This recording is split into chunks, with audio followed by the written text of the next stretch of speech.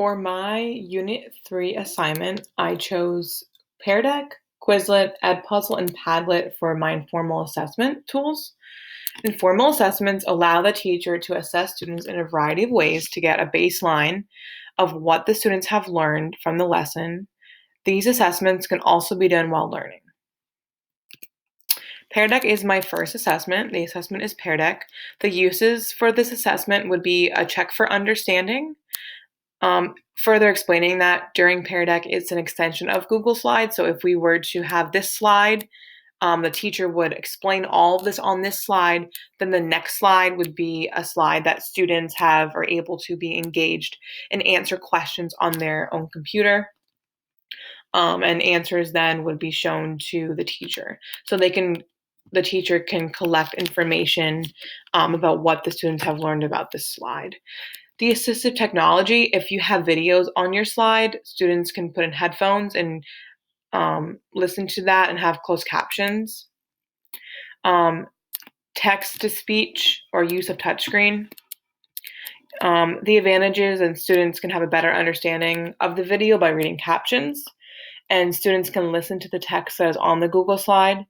A disadvantage for this listening text-to-speech would be that students would have to wear headphones during the whole class discussion, and that could be something that, since they're wearing headphones, they might be wondering why no one else is, or the other students are wondering why they're wearing headphones and everyone else is not.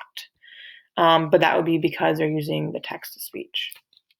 So it can possibly be a disadvantage. Next is Kahoot, and this is use of to do a test review, like a review game or check for understanding. So we're making sure students understand what they're supposed to know. Use of touchscreens and text-to-speech.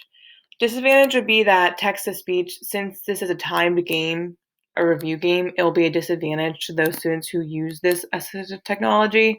They will not be able to answer as quickly as other students since they're using that extension on Google and have to listen to what's on the screen. An advantage would be students can listen to the words instead of reading them. And for the touchscreen, students can navigate their computers with ease. If they have difficulty with fine motor skills and typing, they can have typing on their computer using their stylus. Next is Padlet. This is a check for understanding again, or creating a baseline of knowledge after a lesson or even before.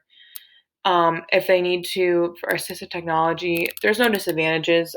We have speech to text and touchscreen. Speech to text allows students to talk the text they want to write on their Padlet into the computer. And then touchscreen, again, they can navigate things more easier. This is an example of Padlet.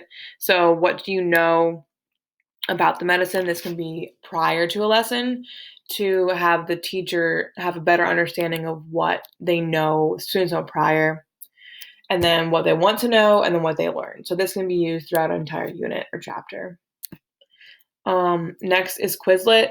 This is, again, a review game or baseline assessment. The assistive technology for this would be text-to-speech or speech-to-text. Disadvantage: when playing a Quizlet live game, they're in small groups and they're racing to compete and to get the first answer, to complete their words first. So if they have this text-to-speech or speech-to-text, that may limit them on winning. Advantages: they can highlight their text and use these features to their advantage. Last is Edpuzzle. I love using this either as a warm-up for students or maybe as homework, so teachers can get a better understanding of what the students understand about that topic, or it can be used as a check for understanding during the video, and it can also be used as introducing a topic. The number one thing I would use on this for assistive technology would be closed captioning. Since it is a video they're watching, this allows students to read the captions, text-to-speech and speech-to-text. These two things would be used for their answers to their questions on the slides, on the video. And that is everything that I have for this assignment.